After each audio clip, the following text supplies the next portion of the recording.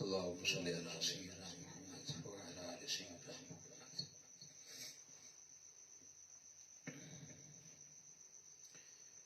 12 ربیع الاول کی پرکیف ساعتیں سنا ہے آپ ہر عاشق کے گھر تشریف لاتے ہیں. سنا ہے آپ ہر عاشق کے گھر تشریف لاتے ہیں. میرے گھر میں بھی ہو جائے چراغاں یا رسول اللہ صلی اللہ علیہ وآلہ وسلم. حضرات ذوالفقار، یہ بہت مشہور شعر ہے. اس پہ غور کیا جائے تو اس میں عشق رسول کا دعویٰ ہے.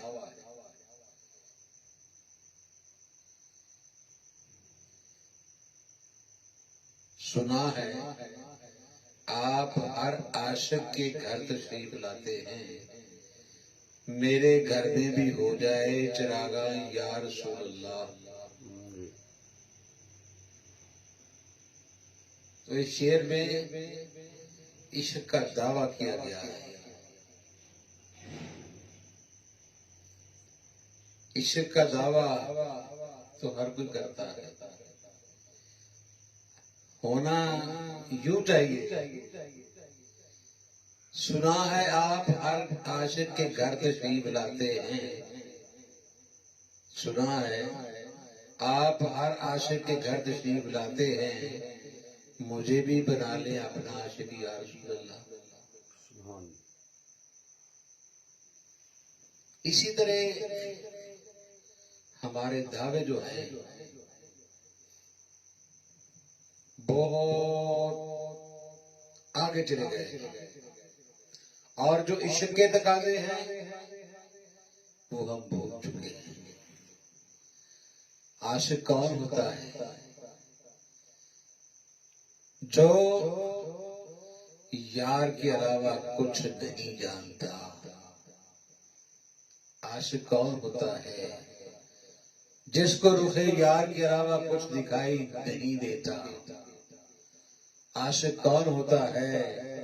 جسے عاشق کے علاوہ کچھ سجائی نہیں دیتا. عاشق کون ہوتا ہے؟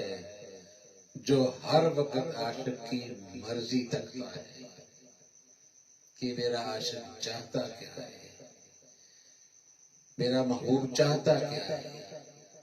عاشق کی تمنا ہوتی ہے کہ میرا محبوب چاہتا کیا ہے، میرا محبوب چاہتا کیا ہے. تو عاشق بننے کے لیے عشق کے تقاضے ہیں. دعویٰ ہم نے کر لیا کہ ہم عاشق رسول ہیں. اگر ہم عاشق رسول ہیں تو یقیناً پھر ہم محبوب خدا ہیں. اگر عشق رسول کے تقاضے پورے ہو جائیں تو بندہ محبوب خدا بن جاتا ہے. تو پھر اگر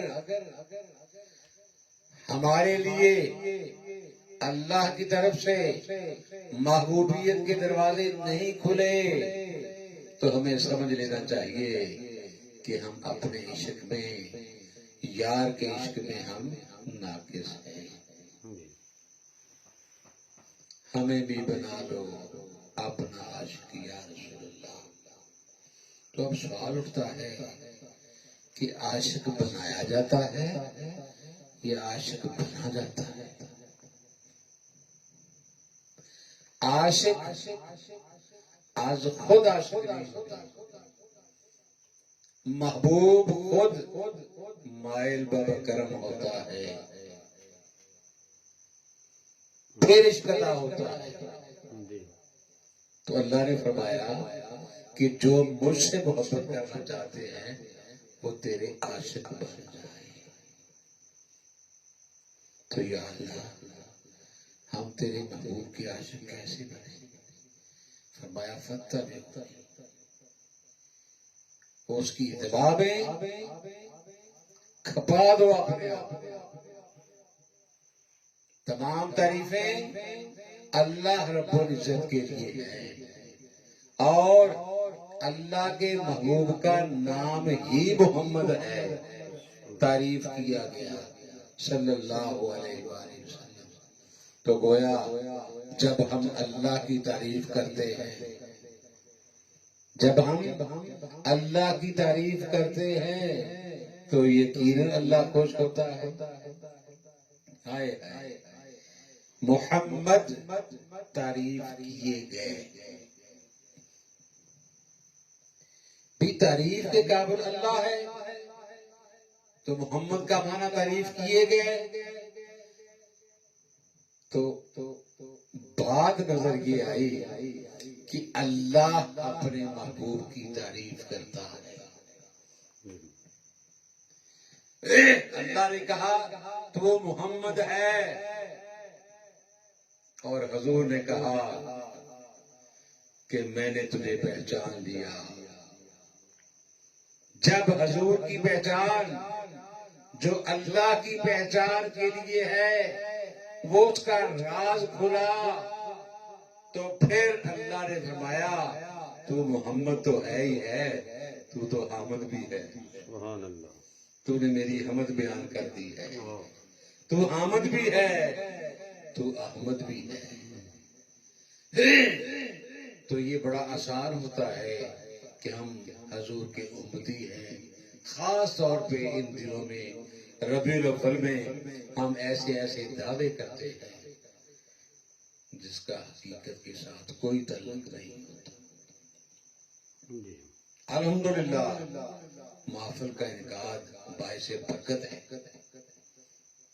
خوشی کا اظہار، نعمت کا اظہار جس انداز میں بھی کر لیں اس کا فائدہ ہی فائدہ ہے، مگر معذرت کے ساتھ جب عشق کی بات آئے گی، ہائے ہائے ہائے ہائے، پھر عشق اللہ با محمد بود جفت، باہر عشق اور لولا گفت، اور خدا لالا گو۔ پھر وہ بات سمجھنا ہوتی ہے۔ تو آج خود کوئی عاشق نہیں بنتا، اللہ اپنے محبوب کا عاشق بناتا ہے۔ اللہ کو مانا، اللہ کو جانا، اللہ کو پہچانا، تو پھر ہم حضور سے عشق کے قابل ہوئے۔ حضور کی سیرت پہ عمل کر کے ہماری رسائی اللہ تک ہو گئی۔ اب حضور کے عاشق بننے کے لیے اللہ کے فرمان جو ہیں ان پہ عمل کرنا ہے۔ فاتبعونی یحببکم اللہ، سیرت مصطفیٰ صلی اللہ علیہ وآلہ وسلم ذریعہ ہے اللہ تک رسائی کا، اور اتباع مصطفیٰ صلی اللہ علیہ وآلہ وسلم ہے اللہ کے محبوب بننے کا ذریعہ۔ سنا ہے آپ ہر عاشق کے گھر تشریف لاتے ہیں، ہمیں بھی بنا لیں اپنا عاشق یا رسول اللہ۔ اللہ تعالی تو اتنا کریم ہے، رحیم ہے، جبار ہے، قہار ہے، ستار ہے، بے شمار خوبیوں کا مالک ہے، بے شمار کیا شمار سے باہر خوبیوں کا مالک ہے، اور حد سے بے حد ذات ہے، مگر اس نے حد کر دی کہ جو ہمیں محبوب دیا اپنا آپ دکھانے کے لیے وہ ایک حد میں آیا، وہ ایک حد میں آیا۔ بے حد نے یہ حد کی ہے، بے حد نے یہ حد کی ہے کہ ہم محدود ہیں، ہمارے ذہن کے مطابق ہمارے سامنے حضور کے وہ صاف رکھے جہاں تک جن تک ہماری رسائی ہے۔ تو وہ رسائی جو ہے اس کے حصول کے لیے 1,24,000 پیغمبر اور قرآن پاک نازل ہوا۔ نجمن نجمن تو ہمارے لیے ہوا نا، قرآن تو نازل ہو گیا، حضور پہ نازل ہوا، اور قرآن سے ہی ثابت ہے کہ حضور اللہ کے بندے ہیں، اور حدیث سے ہی ثابت ہے کہ حضور اللہ کے بندے ہیں۔ تو آپ بندگی کے تقاضے پورے کرنے کے لیے، بندگی کو عروج بخشنے کے لیے اللہ تعالی نے ایسا بندہ جو 12 ربیع الاول کو 14 صدیوں پہلے پیدا ہوا، اس کو اپنا محبوب قرار دیا اور اس کے دین کو مکمل دین فرمایا۔ سچی بات یہ ہے کہ جب عشق کی بات آتی ہے تو پھر عاشق ہر کوئی آنکھے، عاشق صادق کوئی، ہر بندہ مسلمان ہونے کا دعوے دار ہے، ہر بندہ مومن ہونے کا، بلکہ کوئی بھی مذہب ہو اس میں جو بندہ بھی ہے وہ کہتا ہے میں صحیح ہوں، جس کا خدا کے ساتھ خدا واسطے کا بھی کوئی تعلق نہ ہو، مگر حقیقت یہ ہے کہ اس کے اندر ایک پاور ہے جس کو وہ استعمال کرتا ہے، نام کوئی بھی دیتا ہے، اللہ کو مانے نہ مانے، وہ کسی کو مانتا ہے، وہ کسی جو ہے وہ کیا ہے، وما ارسلناک الا رحمۃ للعالمین، وہ اللہ کی رحمت ہے۔ اس رحمت سے تو ہر کوئی مستفید ہو رہا ہے، تو جو ان کا عاشق بنا جاتا ہے، اے محبوب فرما دے وہ اللہ کی بولی جو ہے اس کو سمجھے، تو اللہ کی بولی جاننے کے لیے حضور کی ضرورت ہے، اور حضور کا عاشق بننے کے لیے اللہ کی ضرورت ہے۔ یہ دونوں چیزیں لازم و ملزوم ہیں۔ اللہ کی ذات ہر سو جلوہ گر ہے، اللہ کی ذات ہر جگہ موجود ہے، کوئی جگہ ایسی نہیں یہاں اللہ نہیں ہے، خواہ اس جگہ کافر ہوں، مسلمان ہوں، چرند ہوں، پرند ہوں، پہاڑ ہوں، کوئی شے بھی ہے، اللہ موجود ہے، اور سب کچھ اس کی تعریف کر رہا ہے۔ تو جو تعریف کیا گیا ہے اس کا نام محمد ہے صلی اللہ علیہ وسلم۔ تو میرے کہنے کا مقصد یہ ہے کہ اللہ کی ہم تعریف کریں یا نہ کریں، اس کی شان میں کمی نہیں آتی، حضور کی ہم تعریف کریں یا نہ کریں، حضور کی شان میں کوئی کمی نہیں آتی، اللہ کے ولیوں کی ہم تعریف کریں یا نہ کریں ان کی شان میں کوئی فرق نہیں پڑتا، صحابہ کی عظمت کو ہم تسلیم کریں یا نہ کریں ان کی عظمت میں کوئی کمی نہیں آتی، حضور کی آل سے محبت کریں یا نہ کریں کوئی فرق نہیں پڑتا، اس لیے کہ محمد و آل محمد صلی اللہ علیہ وسلم سے محبت کرنے والا اللہ ہی کافی ہے۔ اللہم صلی علی محمد و آل محمد۔ تو میں جو سمجھا ہوں، جو میری سمجھ میں آیا ہے وہ یہی ہے کہ میرے سمیت سب کی سمجھ ناقص ہے۔ جب تک ہم اپنی سمجھ کو، اپنی سوچ کو رخ یار پہ، یار کی سوچ پہ قربان نہیں کرتے، اس وقت تک ہماری کوئی ویلیو نہیں ہے۔ یار ہو اللہ کا، یار ہو اللہ کا، اور ہمیں دعوت دے کہ اگر مجھ سے پیار کرنا ہے تو میرے محبوب سے پیار کرو، اور اللہ کا محبوب فرمائے اے اللہ جو مجھ سے محبت کرتا ہے، اللہ نے فرمایا جو تجھ سے محبت کرتا ہے، تیری اتباع کرتا ہے، وہ میرا محبوب ہے۔ حضور نے فرمایا جو میری فاطمہ سے پیار کرتا ہے وہ میرا محبوب ہے، اور تو بھی اسے محبوب رکھ۔ جو حسن پاک سے، حسین پاک سے پیار کرتا ہے وہ مجھ سے پیار کرتا ہے، میں اس سے خوش ہوں، تو اس سے خوش ہو۔ جو ان کو ناراض کرتا ہے وہ مجھے ناراض کرتا ہے، تو بھی اس سے ناراض ہو۔ یہ عاشق اور محبوب کا معاملہ ہے، یہ عاشق اور معشوق کا معاملہ ہے۔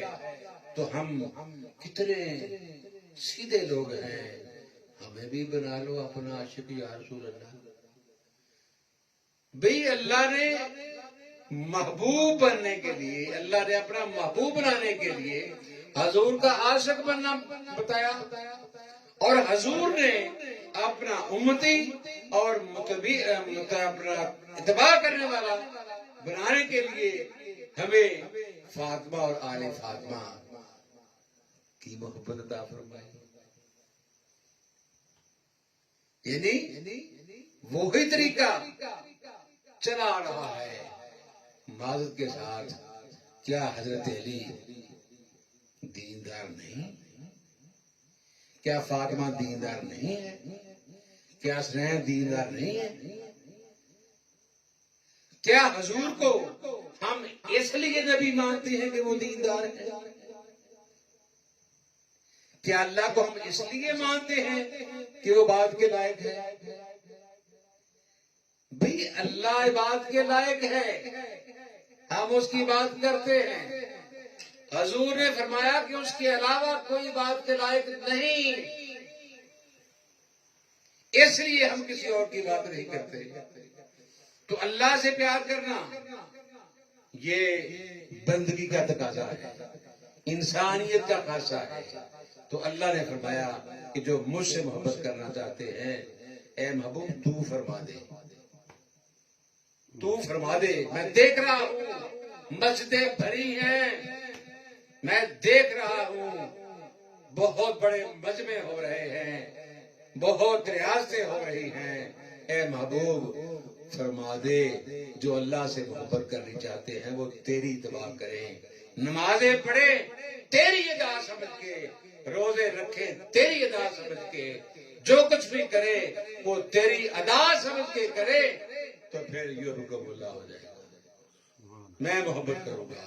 تو میرا محبوب ہے، میں تیرا خالق بھی ہوں، مالک بھی ہوں، رازق بھی ہوں، اور میں تیرا سب کچھ ہوں، میں تیرا سب کچھ ہوں، اور تو بندہ ہو کے میرا سب کچھ ہے۔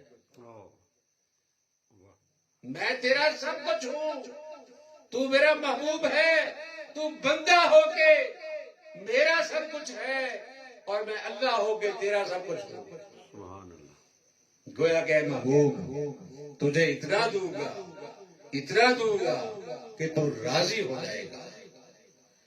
یا رسول اللہ، اے باری رہا، کون سی ایسی چیز ہے جو اپنے محبوب کو نہیں دی؟ معراج جو کسی کو عطا نہیں ہوئی وہ اپنے محبوب کو دے دی، اور آخری نبی بنایا ہے، ان کے بعد کوئی نبی نہیں ہوگا۔ تو اب بھی آپ کا فرمان ہے کہ تجھے اتنا دوں گا کہ تو راضی ہو جائے گا۔ ذرا ہمیں بھی سجا دے کہ وہ کون سی چیز ہے۔ ابراہیم علیہ السلام نے قربانیاں دی، اور ہر قربانی کے بعد تو نے فرمایا کہ ماں کیا مانگتا ہے، ماں کیا مانگتا ہے؟ تو پھر انہوں نے عرض کی یا باری تعالیٰ اب تیری باری ہے، میں تیرا بندہ ہوں، میں تیرا خلیل ہوں، جو تیرا حکم ہے میں بجا لاتا ہوں۔ جب میری باری ہوگی مجھے لیتے ہوئے پتہ لگے گا، تجھے دیتے ہوئے پتہ لگے گا۔ الحمدللہ پھر وہ جناب انہوں نے کیا مانگا؟ حضور سے نسبت ہی تو مانگی ہے، حضور کی آل سے نسبت ہی تو مانگی ہے۔ نبی تیری نسبت مانگنے میں فخر محسوس کرتے ہیں۔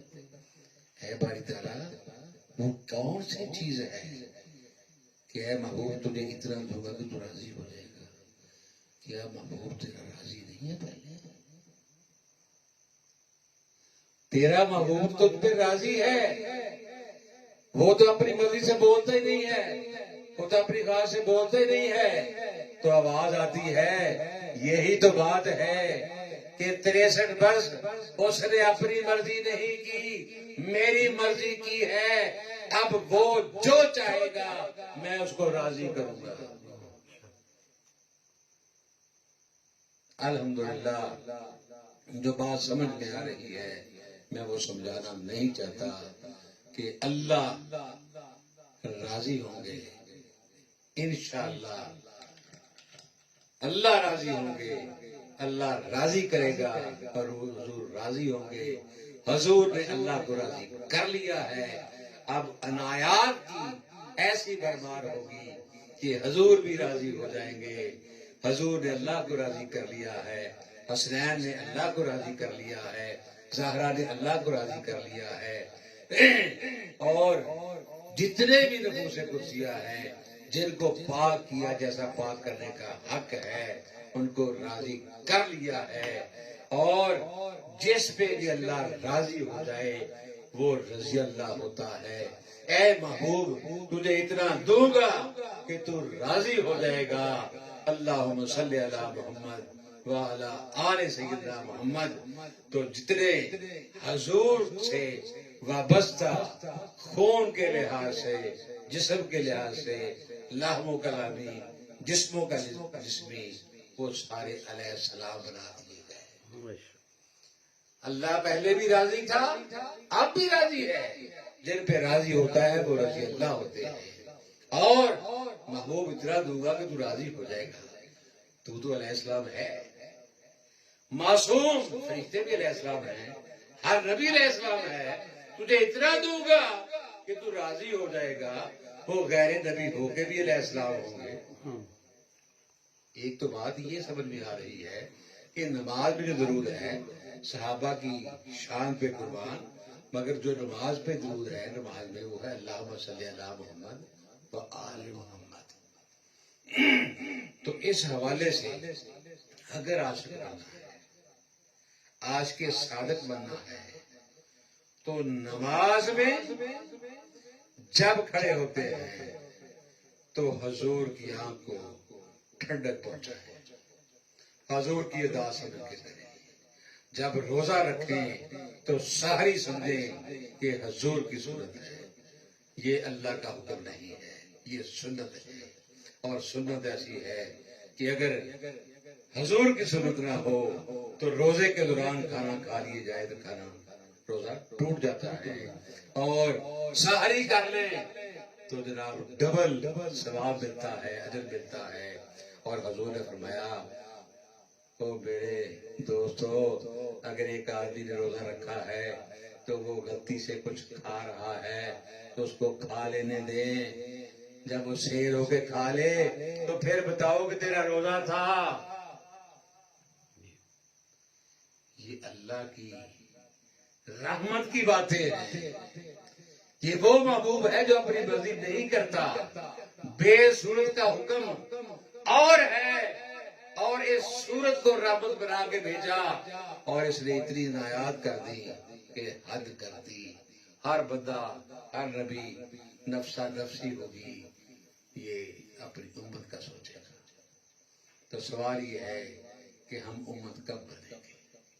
امت بننے کے لیے حضور نبی کریم صلی اللہ علیہ وسلم 12 ربیع الاول ہو، اول ہو یا آخر ہو، باطن ہو یا ظاہر ہو، حضور کو ہی ماننا ہوگا، اللہ کے اس بندے کو ہی ماننا ہوگا، اپنا رہبر، اپنا ہیرو، اپنا یار، اپنا پیار، اور اس کے کردار کو اپنانا ہوگا۔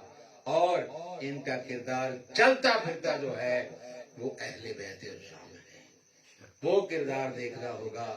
اور پھر اس کردار کے آگے ان کا اسوہ حسنہ جو ہے، ان کی آل جو ہے، ان کے آگے سر تسلیم خم کرنا ہوگا، اور اس انداز میں کرنا ہوگا کہ عقل کچھ اور کہتی ہے، عقل کچھ اور کہتی ہے اور نظر کچھ اور آ رہا ہے۔ تو پھر جیسے یہ تو کمال کی ہستیاں ہیں، رومی نے فرمایا رحمت اللہ علیہ نے کہ اگر پیر کہے کہ تو مسلح جو ہے وہ شراب سے رکھ لے تو شراب میں رکھ لینا، تو معذرت کے ساتھ کیا رومی شراب پیتے تھے؟ اس کا مطلب یہ ہے کہ تیرا پیر، تیرا رہبر، تیرا ہادی اعظم سے لے کے نیچے تک اگر کوئی تجھے اللہ کے متعلق بتائے کہ اللہ ایسا ہے جیسے حضور نے فرمایا تھا اور سارے صادق اور امین کہتے تھے، اور جب اللہ کی بات ہوئی اللہ کے متعلق فرمایا تو انہوں نے جناب انکار کر دیا. اسی طرح تو سب کچھ مانتا ہے، نماز میں درود بھی پڑھتا ہے، اگر رسول اللہ کی حقیقت محمدیہ تجھے سکھائی جاتی ہے، اپنی ڈیوٹی وہ دیتے ہیں، اللہ کی پہچان کرواتے ہیں، تیری سمجھ کے مطابق نہیں ہوتی، تیری کتابوں کے مطابق نہیں ہوتی، تیرے مدرسے کے مطابق نہیں ہوتی، اور تو پھر باتیں کرتا ہے اور جواز پیدا کرتا ہے. اگر یہ معاملے نہ ہوں تو کسی گستاخ کو یہ جرت نہیں ہو سکتی کہ وہ اسلام پہ انگلی رکھے. کیے جائے کہ حضور نبی کریم صلی اللہ علیہ وآلہ وسلم، ہم چونکہ حقیقت سے دور ہیں، حقیقت ناآشنا ہیں، ہمارے پیش نظر شیطان کا وہ وار جو ہے، پیسے والا، لالچ والا، طمع والا، بغض والا، حسد والا، وہ ہم پہ حاوی ہے. اس لیے پھر ہم جناب کلمہ گو کو چھوڑ کے کسی اور طرف جاتے ہیں. اگر کلمہ گو بھی ہے تو پھر زبانی ہے. اگر یہ ساری خصلتیں پیدا ہو جائیں، کوئی بڑے ہو جائیں گے، کچھ ان کے شاگرد ہو جائیں گے، تو مسلمان ایک ہو جائیں گے. کیا مسلمان ایک ہو جائیں گے؟ ہم بظاہر کہتے ہیں قرآن ایک، رسول ایک، اللہ ایک، تو پھر کتنے کیوں؟ اس کا مطلب تیرے خیال میں اللہ کچھ اور ہے، رسول کچھ اور ہے، تیری تفسیر قرآن کچھ اور کہہ رہی ہے.